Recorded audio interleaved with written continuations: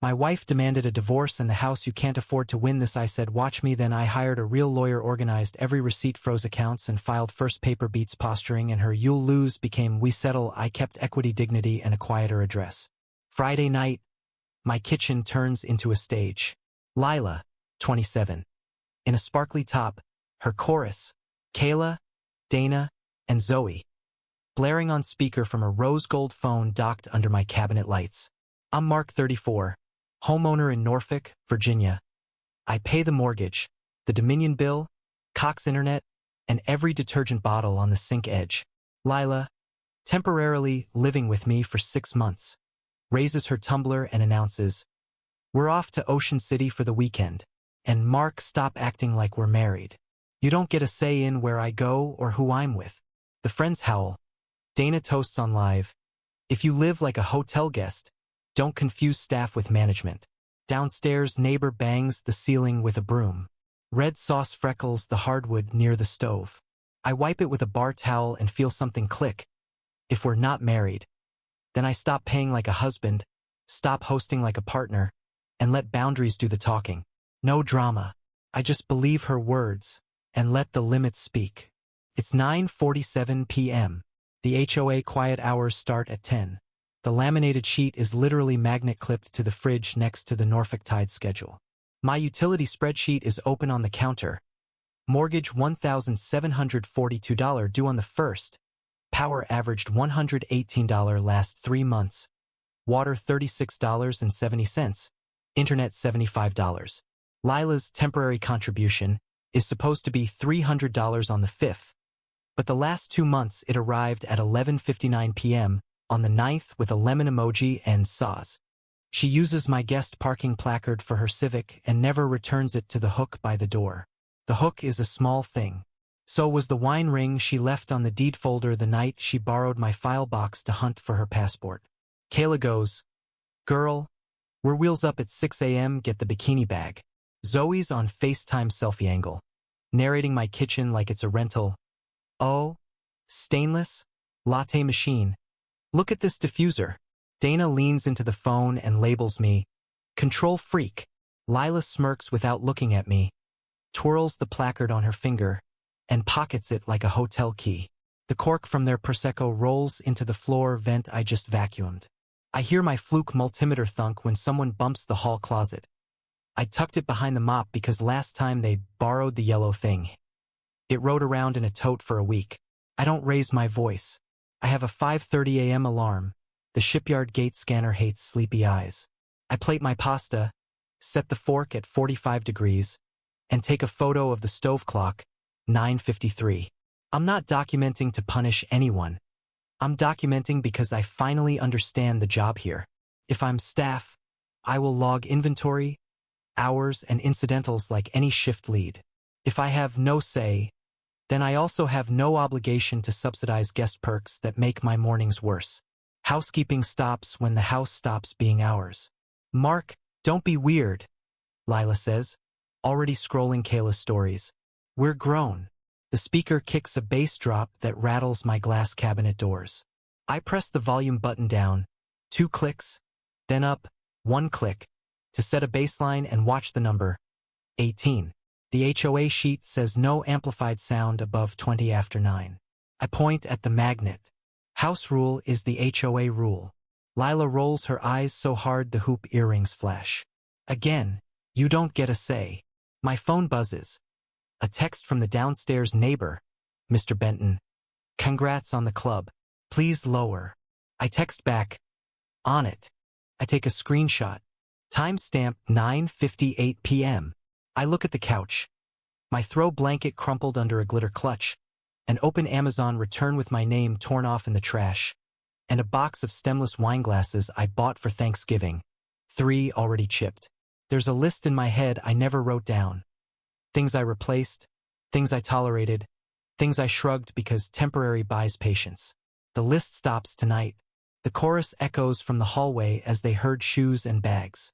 Don't wait up, Kayla sings. Dana grips the doorknob and throws one more line at me like it's funny. Remember, staff doesn't knock on the presidential suite. Lila kisses the air in my direction and says to her phone, not to me, Men be men. The door shuts. The apartment exhales. Silence draws a neat border around the words. No say. I clear the dishes, rinse the pot, and lay the bar towel flat to dry. The ledger in my head becomes a real note on my phone. House, facts, not feelings.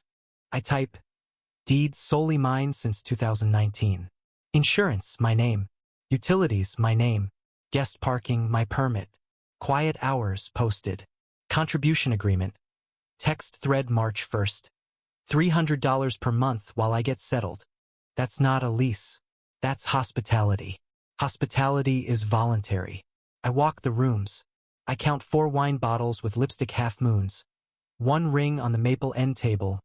2 eyelashes stuck to my bathroom mirror like quotation marks. I pick up the guest placard from the entry bowl. I must have misseen. She left it after all and hang it on its hook. The hook looks very much like a boundary. Small, plain, waiting to be used. I stand there until my shoulders drop. At 10:12, I set my alarm and draft a note to myself. Tomorrow, print HOA rules.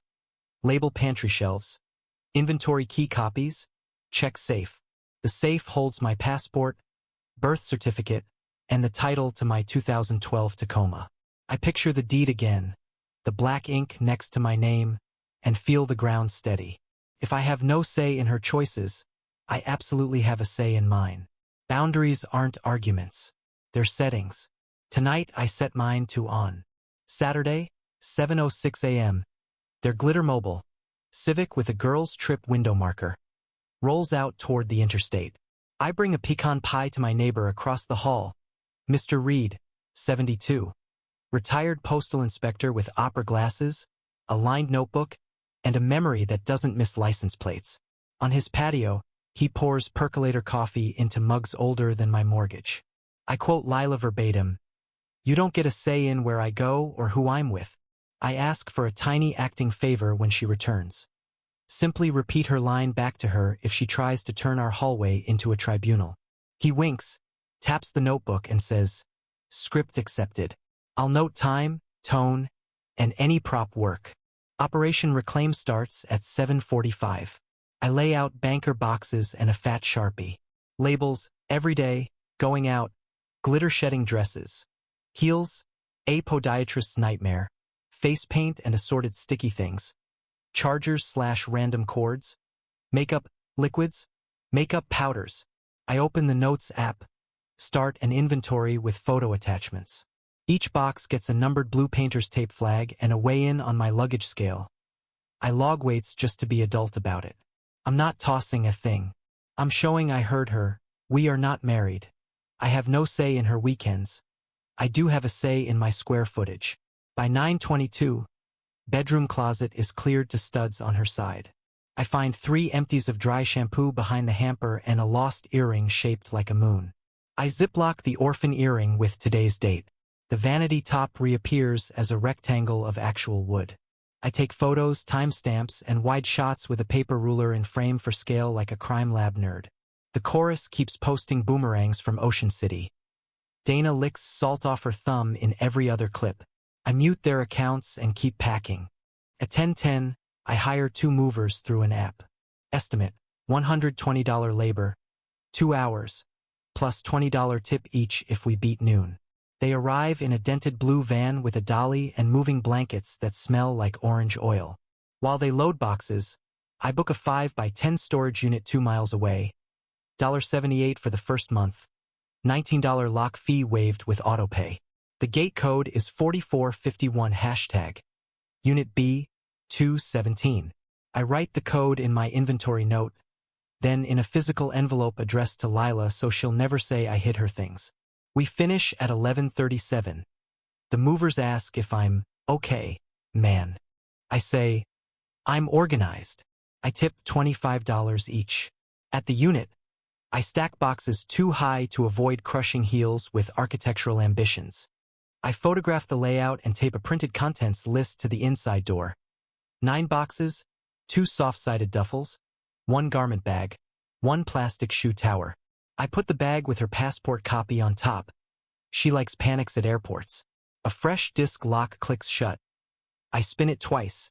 take a close-up, and text myself, B217 secured, 1206. Back home, I changed the deadbolt, Schlage, satin nickel, $95 from Lowe's. Rekey the handle to match. Keys, 3 total. 1 stays on my ring, 1 in the safe, 1 in an envelope labeled Lila. Pickup window only. I reset the Wi-Fi SSID from Seaglass 5G to house quiet hours. Password to 24 characters. Mac filtering on. I remove her profiles from my Hulu, Spotify, and Nest. On banking, she is an authorized user on 1 credit card, not a joint owner. Compliance with her no-say means I remove her user card. I keep screenshots of the issuer chat where authorized user removal is not equal to closing joint account. Facts, not insults. I print the HOA rules and slide them in a transparent sleeve on the entry table. I label shelves, left pantry for household, right for guest. I box the alcohol I bought but never tasted and move it to the hall closet with a note. Host controls bar. Laundry. Glitter everywhere. Like a meteor shower died in my lint trap.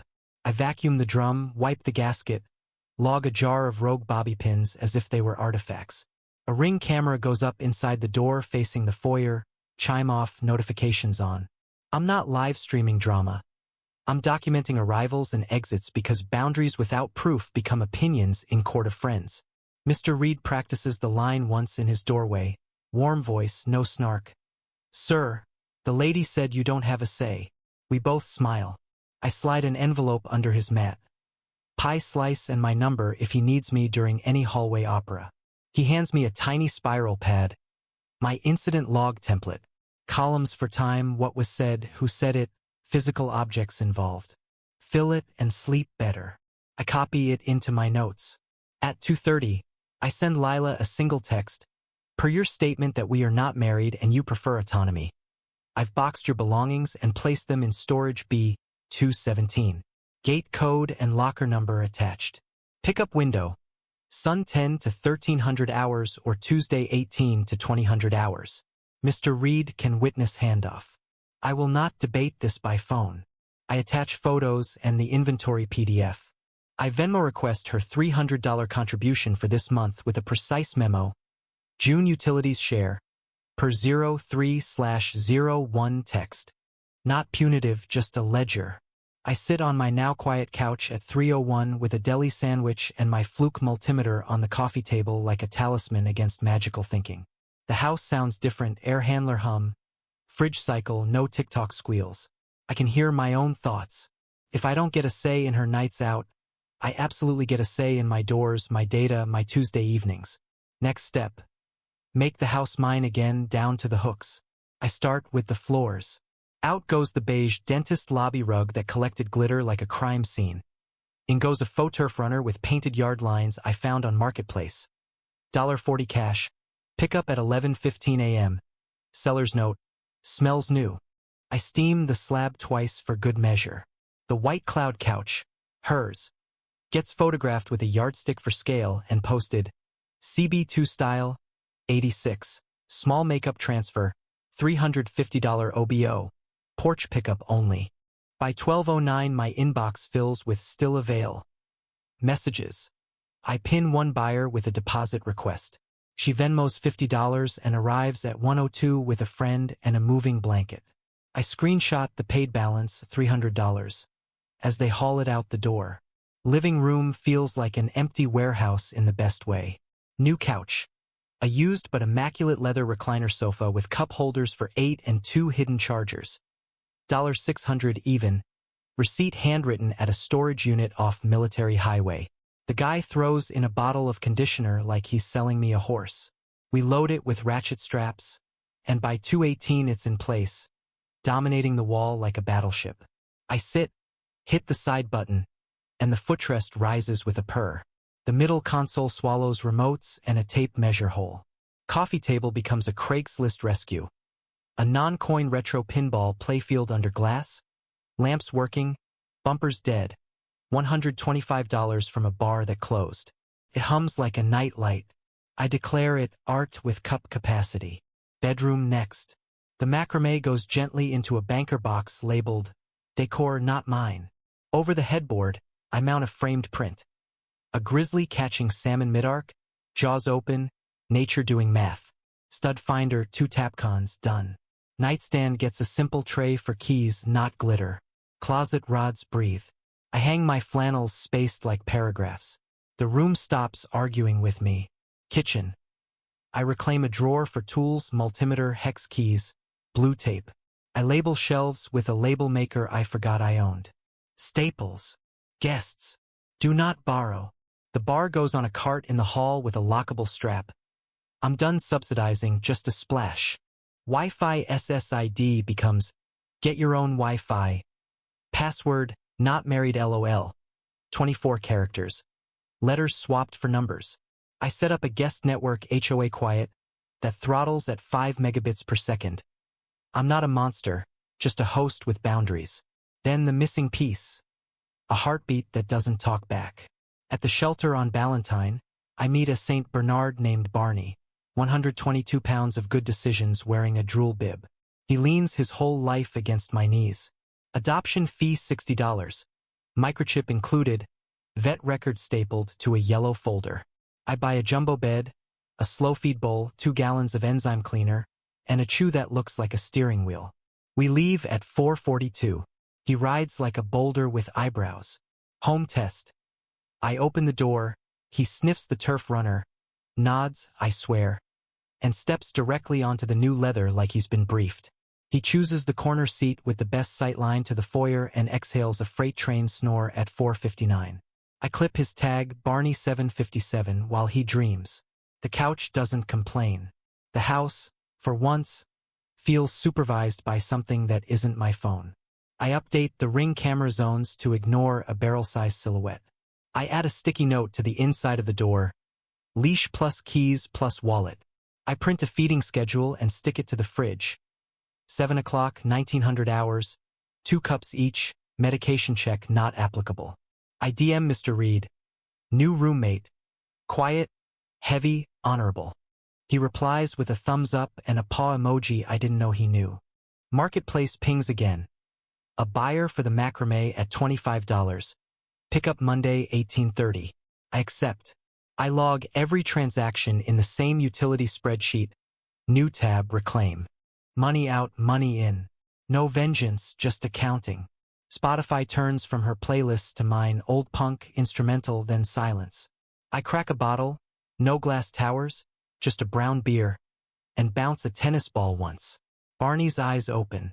He returns the ball like a diplomatic pouch and sits in front of me waiting for the next instruction. House rule, I tell him. We respect quiet hours. He yawns agreement and flops.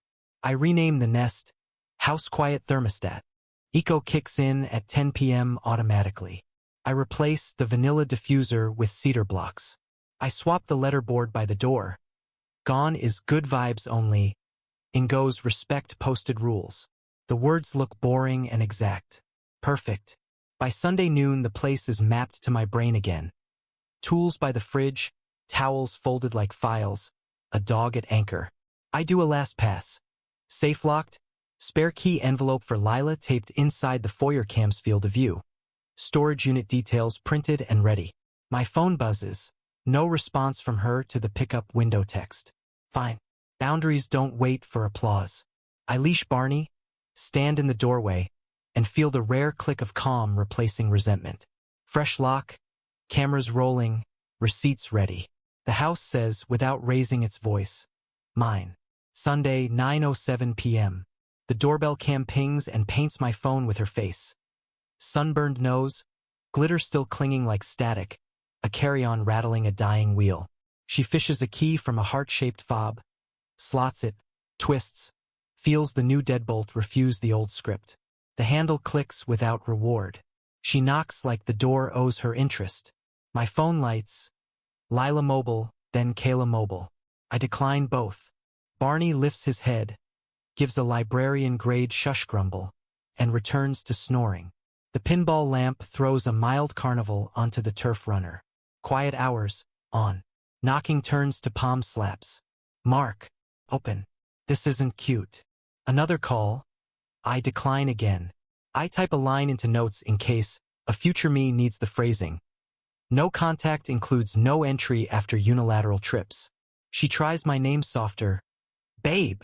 The camera catches her inhale when the lack of echo reminds her. No chorus tonight. At 9:11, Mr. Reed appears on his porch in loafers, carrying a green plastic watering can like a prop. He waters his already watered fern, then looks up with stage innocence. "Oh, you're back," he says, voice broadcast clear. "Mark had a grand weekend. Finally enjoyed the freedom of not being your husband. Redid the house, very manly. And got a dog." Barney doesn't argue and doesn't post stories. He tips the can. A single drop falls on cement. He's perfect. Lila steps to the living room window and cups her hands to glass. The camera sees her see it. The football turf, the pinball coffee table, the grizzly print, the leather couch with one continent-sized St. Bernard drooling in his sleep. She blinks at the absence of her white couch, the absence of her diffuser, the absence of her name. She peers for her box tower of shoes like a diver looking for the surface. "Where's my stuff?"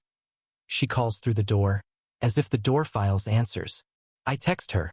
Concise, 0 emojis. "Per your statement that we're not married and I don't get a say. Agreed.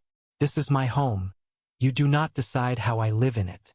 Your belongings are at Safe Box Storage, Unit B14, Gate Code 2046. Inventory list attached.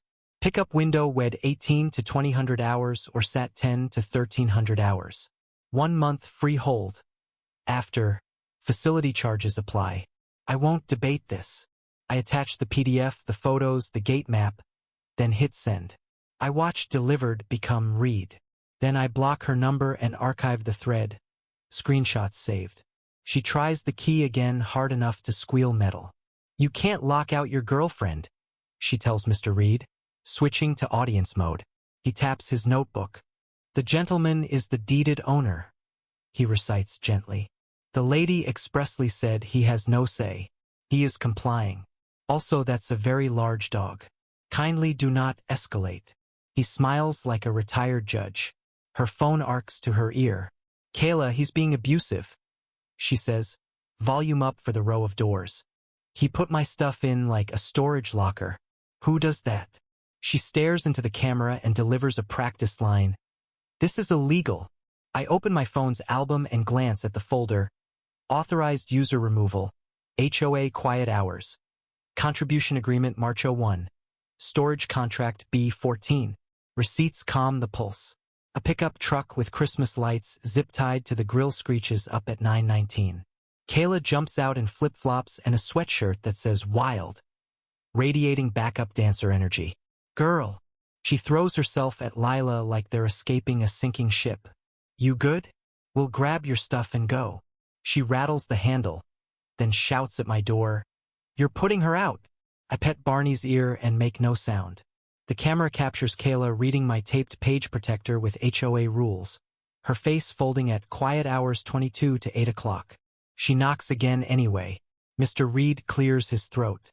"Ladies, a reminder of the posted hours," he says, pointing at the magnet copy. "Also, the gentleman adopted a dog named Barney. He is, as the youth say, unbothered." Barney snores on cue like a thunder machine. Lila tries the kitchen window. It's latched. She stares at the pinball lights like they're mocking her. "Mark, you can't just..." She starts, then stops when her phone pings with my storage map. She scrolls, her mouth hardens. "B14, code 2046. She reads aloud, incredulous that a code can be both ordinary and final. Kayla hisses, "We should film this." Lila tries a selfie angle with the door behind her, then catches her reflection and drops the phone to her side. Pride is heavy. So is consequence. There's a porch sound that isn't words. A short, compressed scream into her palms, then silence. She looks at Mr. Reed like he might open the universe for her. He lifts the watering can in a polite toast. "Script accepted," he says softly, as if returning a borrowed book. She exhales, squares her shoulders, and walks to the truck. Kayla, collecting fragments only she can see, opens the passenger door like a stagehand sweeping glitter after the curtain falls. The pickup reverses, taillights washing the turf a temporary red. The house inhales again. I sit with the phone face down and the dog's weight anchoring the couch. No speeches, just a boundary doing its job in plain language. I jot one more line for the log. 9:27 p.m. Departed without further incident. Witness, read. Then I turn the pinball lights off and let the quiet finish its sentence. Monday, 7:42 a.m. My phone lights with secondhand smoke. Lila's story time. Slides of sunburnt selfies, text overlays in peach fonts, betrayed independence, male fragility, toxic energy. She films an empty shoe rack and calls it eviction, then splices in a stock photo of a padlock, the kind with frost on it, like I moved her things into a snowstorm. I don't engage. I mute, screenshot timestamps for the log, and take Barney for a loop around the block. He investigates a fire hydrant with federal seriousness. I inhale air that no one else paid for and feel my heart rate go normal. By noon, her chorus is harmonizing. Kayla posts a boomerang of a door, any door, and captions it, "When love becomes control." Dana adds, "Hotel staff energy with laughing crying faces." A mutual DMs me, "Are you okay?" I reply with a single sentence, "I'm fine and I have receipts." I include none. Silence can be a gallery that frames the right thing. Tuesday drips more of the same. A cousin I've never met declares me financially abusive. Zoe runs a poll. Should women pay rent when we're partners? The poll is 97% no from accounts named after crystals. I take a lunch break and scan my binder. Mortgage statement policy page, screenshots of her no-say line. I add a divider tab, public/private. I write a rule on a sticky, never argue feelings, post facts. Wednesday, 18:05, I set the stage. I build a private album viewable by mutuals only. No strangers, no chorus. Cover slide, context, then choices. I swipe to before. The beige microfiber, the dental office rug, tiny decorative bowls that could barely hold a peanut, diffuser plumes, my living room looking like a waiting area for bad news. Then after, the recliner fortress, the turf runner with yard lines, the pinball glow, lamps alive like fireflies, the grisly print over the bed, tools in their labeled drawer. Barney sprawled diagonally, tongue out, massive paw on a tennis ball like a paperweight. The contrast tells its own story. I add a selfie from the sofa. No smirk, no flex, just a man in his house with a dog. Caption: remodeled for my new status. If we're not married, I'm not paying like a husband or hosting like a partner. Boundaries aren't punishments. They're settings. Hashtag bachelorpad, hashtag dog is my co-pilot, hashtag no say no stay. I drop in 2 receipts at the end. Safebox intake photo with Unit B14, and the March 1st text where she typed $300 temp contribution. I hit post to the private list at 18:27. Then I set the phone face down and plate dinner. The DM queue starts soft. Ah, okay. That explains a lot. She left for the beach and said you don't get a say? A college friend writes, Barney discourse. My boss, who never reacts to anything, sends a heart to the dog slide.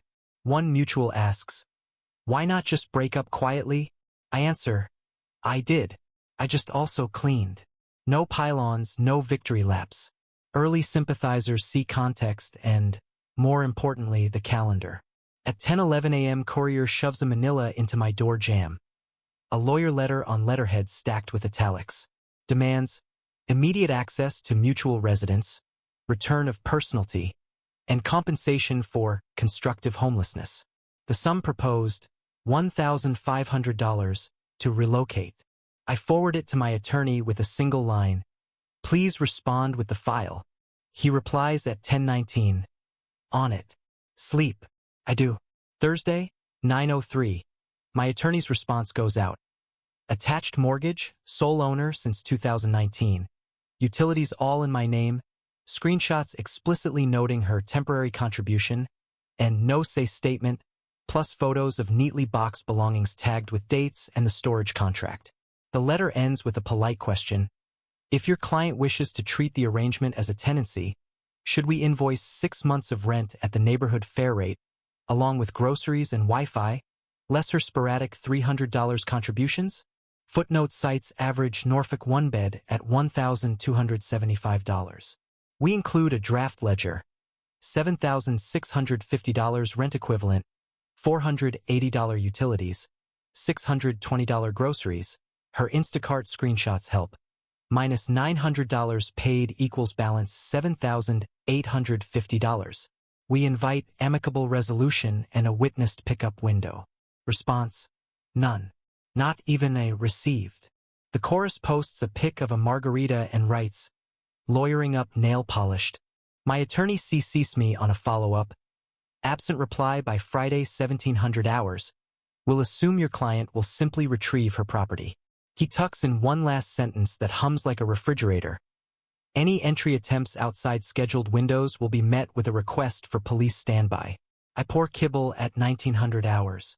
Barney plants like a fire hydrant. Eats with the sound of quiet gratitude. I open the album again and scroll to the dog slide. It's the opposite of spin. It's ballast. Let the stories whirl. The house is steady. The receipts are filed. The log adds one line. Public context posted. Blowback minimal. Counsel engaged. Then I take the longest breath of the week and let it end there. By Friday 1706, the lawyer silence hardens into outcome. No reply. No pickup attempt. I send one last courtesy email through counsel. Storage unit stays paid through the 30th. After that, she can extend it in her name. No finger pointing, just a clock. Saturday, 10:12 a.m. Kayla DMs me a 3-word ceasefire. Pay or go. No emojis, no glitter fonts.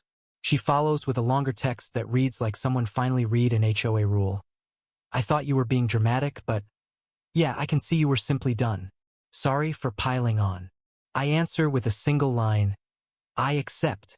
No autopsy, no victory lap. A week later, Lila posts an archipelago of quotes about maturity, growth, and knowing your worth. The geotag flips to her parents' suburb outside Richmond. The Civic is back in a driveway with chalk hopscotch in the foreground. Her caption: sometimes you realize you were building in someone else's house. I scroll without comment. I move the storage bill to her email with a polite reminder and a PDF of the inventory again. She signs the unit over on the 28th. The facility sends me a thank you for using SafeBox note with a smiley clip art. Paperwork is so refreshingly literal. Barney and I learn each other's routes.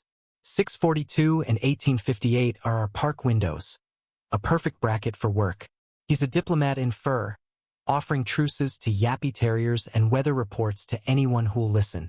One evening, Zoe angles across the grass with a leash and a cautious wave. Her eyeliner has retired. Her tone has too. We went too far, she says, eyes on Barney as if he's the adult.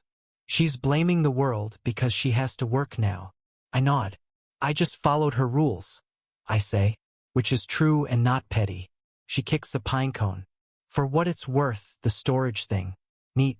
Not spiteful, just neat. She scratches Barney's ear. He consents like a judge stamping a form.